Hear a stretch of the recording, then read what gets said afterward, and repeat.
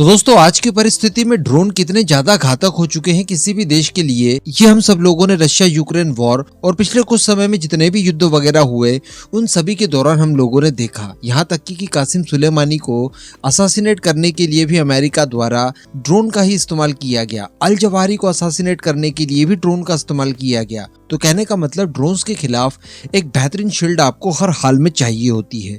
अब वैसे तो भारत का DRDO हो, भारत की कई सारे प्राइवेट कंपनियां हो, ये कई तरह के एंटी ड्रोन सिस्टम्स तैयार कर रही हैं। और मैं आपको बता दूं कि इन एंटी ड्रोन सिस्टम्स में हार्ड किल के लिए लेजर वेपन्स का भी इस्तेमाल किया जा रहा है। लेकिन ये लेजर वेपन काफी छोटे साइज के होते हैं और इन्हें सिंगल मोड लेजर वेपन्स कहा जाता है। ये 10-20 किलोवाट के आसपास की एनर्जी कंज्यूम करते हैं और काफी छोटे साइज के जो ड्रोन्स वगैरह होते हैं, जो क्वाडकॉप्टर वगैरह होते हैं, इन्हें न्यूट्रलाइज करने के लिए सहयोगी होते हैं।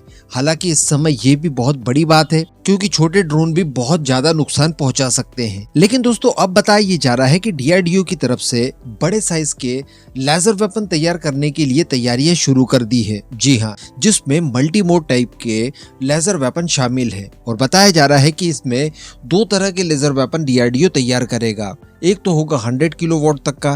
तो 100 किलोवाट तक का जो लेजर वेपन है ये दरअसल मोबाइल होगा, यानी 8x8 के ट्रक पर आप इसे माउंट कर दीजिए। ये सोल्जर्स के साथ जहां चाहे वहां किसी भी समय मूव कर सकेगा, कहीं भी इसकी आसानी से डिप्लॉयमेंट आप कर सकते हैं। और 100 किलोवाट तक की एनर्जी आपको इसको प्रोवाइड करवानी है।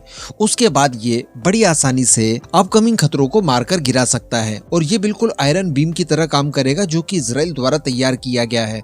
और इजराइल द्वारा तैयार करने के बाद जब इसके परीक्षण वगैरह कंप्लीट कर लिए, उसके बाद भारत को भी इजराइल द्वारा ऑफर दिया गया था। और भारत इस मामले को लेकर काफी हद तक कंसीडर कर भी रहा था कि क्या इस तरह के लेजर वेपन इजराइल से खरीद लिए जाएं, क्योंकि भारत के सिर पर कभी भी युद्ध थोपा जा सकता है। और ऐसी परिस्थिति से निपटने के लिए लेजर वेपन इस समय काफी ज्यादा अनिवार्य हो जाता है। अब ये जो 100 किलोवाट तक के लेजर वेपन्स होंगे, ये थोड़े बड़े साइज के जो ड्रोन वगैरह होते हैं, जो UAV वगैरह होते हैं, इनके खिलाफ काफी ज्यादा इफेक्टिव होंगे। वैसे भी अगर इस तरह के ड्रोन्स को आप मार गिराने के लिए अपनी मिसाइल सिस्टम इस्तेमाल करते हैं तो ये काफी ज्यादा महंगी हो जाती है।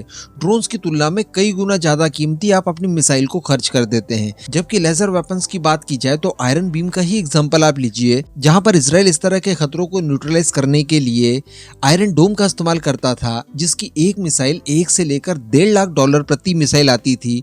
तो वहीं पर आयरन बीम के इस्तेमाल से वो केवल 200-250 रुपए में ही सिंगल शॉट फायर कर सकता है। तो अब आप समझ सकते हैं कि एक मिसाइल की कीमत में ही आयरन बीम को इतने बार ऑपरेट किया जा सकता है कि शायद दुश्मन इतने समय ड्रोन्स अपने भेज कर ऑलमोस्ट खत्म हो जाएगा। तो कहने का मतलब बहुत ही ज्यादा कॉस्ट इफेक्टिव होता है। और दूसरी बात, अगर भारत की बात की जाए तो भारत को इस तरह से कॉम्पैक्ट और काफी इफेक्टिव साइज के लेजर वेपन इस समय तैयार करना काफी आवश्यक है।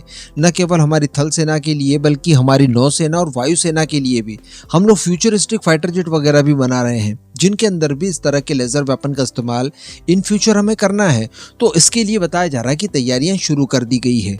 हालांकि मैं आपको अच्छी बात यहाँ पर बता दूं कि हम केवल 100 किलोवाट तक ही नहीं रुकेंगे, बल्कि 250 से लेकर 300 किलोवाट तक के भी लेजर वेपन इस समय DRDO की विश लिस्ट में आ चुके हैं। और बताया जा रहा है कि इनके ऊपर भी काम करना शुरू कर दिया गया है। लेकिन ये जो बड़े साइज के लेजर वेपन होंगे, जिसमें कि 200 से लेकर 300 किलोवाट तक की एनर्जी की जरूरत पड़ेगी, ये मोबाइल नहीं होंगे, बल्कि ये एक जगह स्थिर रहकर फिर आपको सुरक्षा छतरी प्रोवाइड करवाएंगे। और ये बन जाने के बाद आपको हेलीकॉप्टर्स, फाइटर जेट वगैरह, एरियल टैंकर वगैरह, छोटी बड़ी मिसाइलें, इन सभी के खिलाफ आपको एक सुरक्षा छतरी प्रोवाइड कराने का काम करेंगे। और इस तरह के लेजर वेपन कितने ज्यादा इंपॉर्टेंट हो जाते हैं, इसका अंदाजा आप इस बात से लगा लीजिए कि जब इजराइल के द्वारा आयरन बीम वगैरह बनाया गया, उसको डेमोन्स्ट्रेट वगैरह किया गया, उसके बाद आयरन बीम बनाने वाली कंपनी यानी रफाल, जो कि इजरायली कंपनी है, उसने लॉकहीड मार्टिन के साथ हाथ मिलाते हुए 300 किलोवाट तक के लेजर वेपन तैयार करने के लिए एक नया प्रोजेक्ट शुरू किया है।